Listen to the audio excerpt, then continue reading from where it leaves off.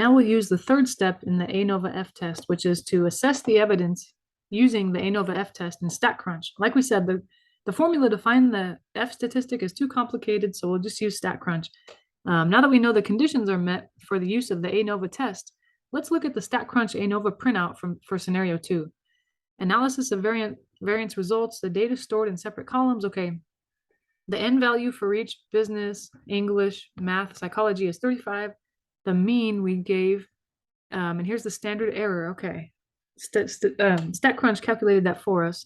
Now we're given the ANOVA table where all the pertinent information is given. The degrees of freedom is here. Treatments 3, error 136, total 139.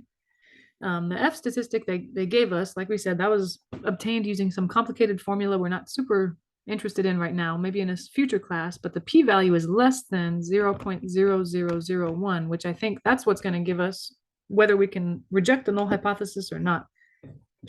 So the F statistic is 46.60 or so when you round it, which is very large, indicating that the data provided strong evidence against the alternative hypothesis.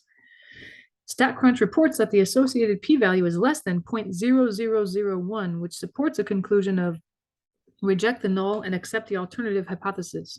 The p-value of the ANOVA test is the probability of getting an F statistic as large as we got, or even larger, if the null hypothesis is true.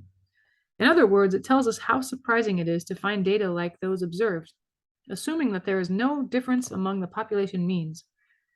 For this example, the mean frustration levels are the same for the population of students in the 4 majors. Then sample mean differences more extreme than those observed in the study would essentially never happen because the probability is less than 0.0001. Okay. Now the last step would be state your conclusion. So that would be your easiest step, I guess. Just make sure you state it in context. Can I reject the null hypothesis? Yes or no? And also remind people what the null hypothesis is. As usual, we base our conclusion on the p-value. A small p-value tells us that our data provides strong enough evidence against the null hypothesis. More specifically, a small p-value tells us that the differences between the sample means are statistically significant. In other words, unlikely to have happened by chance. And therefore, we reject the null hypothesis. If the p-value is not small, the data do not provide strong enough evidence to reject the null hypothesis, and so we continue to believe that it may be true.